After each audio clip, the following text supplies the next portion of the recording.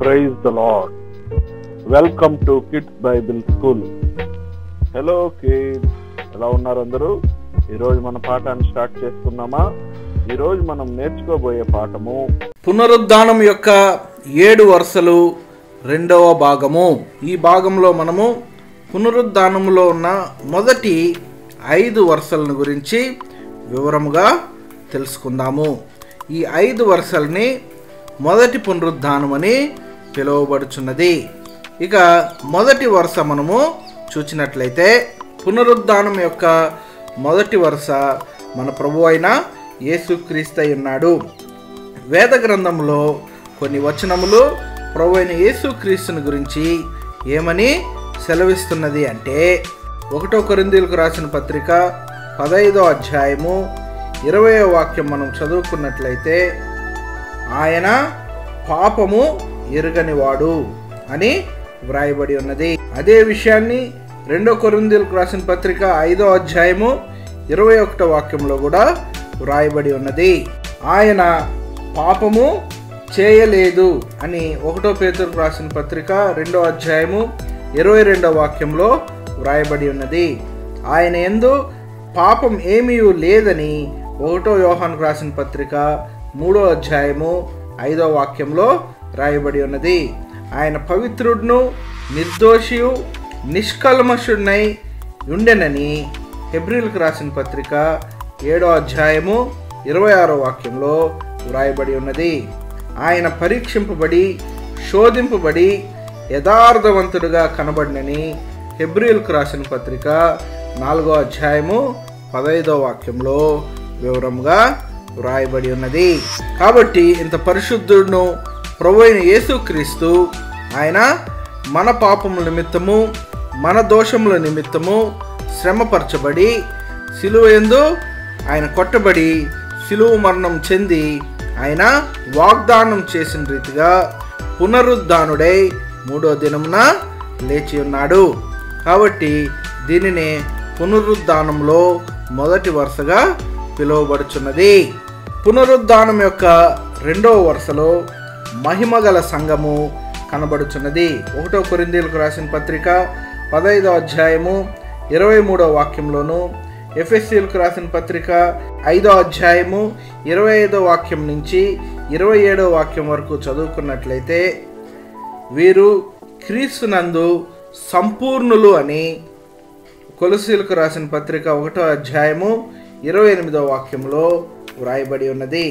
వారు తమ ఆత్మ జీవమును శరీరములందు సంపూర్ణముగా పరిశుద్ధపరచబడిన వారు అని 1 దెస్సలోనికలు రాసిన పత్రిక 5వ అధ్యాయము 23వ వాక్యంలో రాయబడి ఉన్నది. అనగా మహిమగల సంఘములో వీరందరూ చేర్చబడతారని, అంటే ఎవరైతే తమ జీవితంలో ప్రభు అయిన క్రీస్తుని సొంత రక్షకునిగా అంగీకరించి మచ్చాడాగు ముడతాలేని మహిమగల సంఘముగా వాళ్ళ జీవితాలను మార్చుకొని మహిమగల సంఘములో పాలిభాగస్తులై వారు క్రీస్తు కొరకు మాత్రమే జీవించి ప్రభు అయిన యేసుక్రీస్తు 2వ రాకడలో వీరందరూ అనగా క్రీస్తుతో చేర్చబడిన వారే, అనగా క్రీస్తులో మరణించిన వారు మొదట లేపబడతారు. తర్వాత సజీవులైన వీరు అనగా క్రీస్తు కొరకు ఎవరైతే జీవించారో సజీవులైన వీరు రూపాంతరం చెంది అక్షయమైన శరీరమును ధరించుకొని ప్రభు అయిన యేసుక్రీస్తుని ఆయన మేఘారూఢుడై వచ్చి ఉన్నాడు గనక ఆ మేఘంలోకి వెళ్ళి కలుసుకుంటారు. ఈ విషయాన్ని మనము 1 దెస్సలోనికలు రాసిన పత్రిక 4వ అధ్యాయము 16 మరియు 17 వాక్యములు చదువుకున్నట్లయితే వివరముగా అర్థమవుతుంది. ఇది పునరుద్ధానం యొక్క 2వ వరుస. పునరుద్ధానం యొక్క 3వ వరుసలో ఎవరు కనబడుచున్నారు అంటే శ్రమల కాలం యొక్క హతసాక్షులు.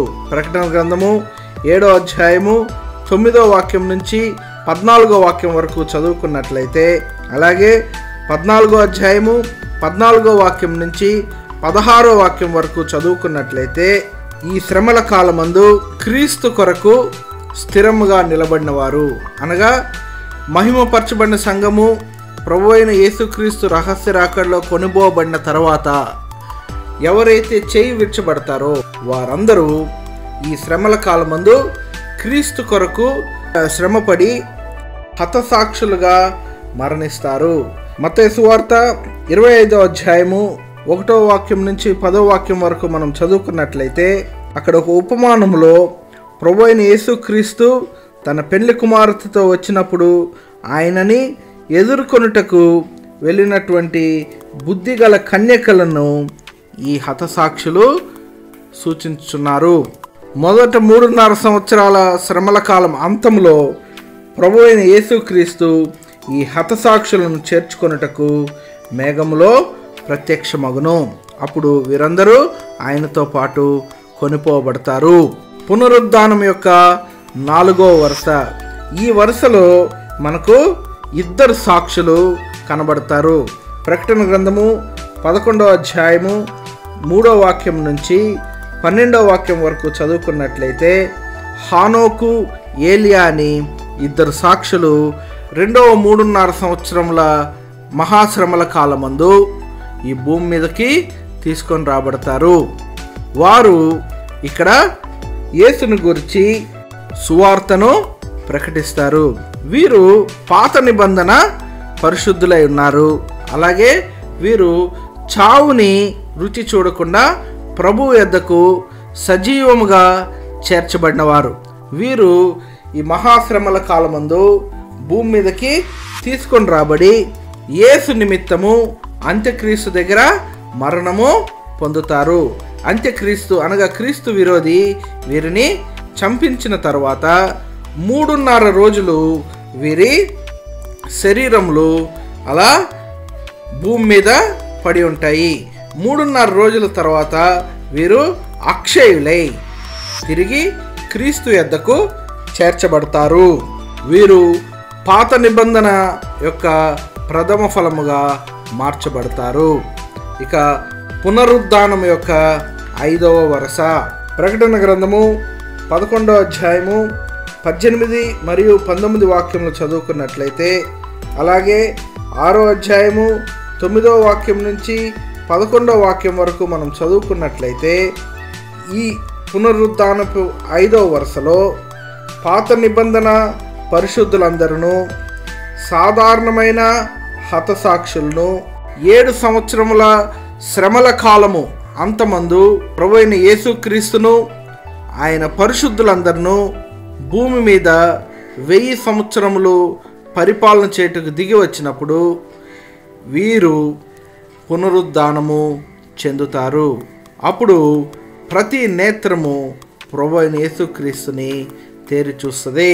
మనల్ని మనము మొదటి పునరుద్ధానం యొక్క 2వ వరుసలో అనగా మహిమపరచబడిన సంఘములో మనము పాలిభాగస్తులగుటకు అనగా ఆ సంఘము ప్రభువైన రహస్య రాకడలో కొనిపోబడుచున్నది కనుక మనల్ని మనము సిద్ధము చేసుకొని మనము మన జీవము, ఆత్మ, శరీరము సంపూర్ణముగా పరిశుద్ధమైన దేవునికి సమర్పించుకొని ఆయన మేఘారూఢుడై వచ్చినప్పుడు ఆయన ఎదుర్కొంటకు మనము సిద్ధముగా ఉండవలెను.